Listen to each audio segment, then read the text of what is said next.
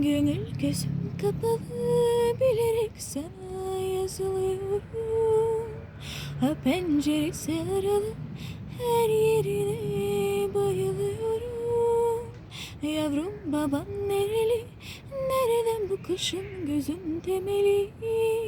Sana neler demeli, ay seni çıtır çıtır yemeli.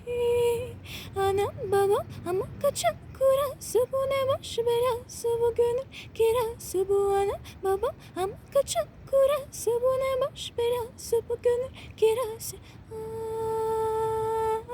Aman bize nasip olur inşallah, boyuna da posuna da bin maşallah. Senden gelecek cefalara, nazlara, sözlere, sazlara eyvallah. Aman bize nasip olur inşallah, boyuna da posuna da bin maşallah. Senden gelecek cefalara, nazlara, sözlere, sazlara eyvallah.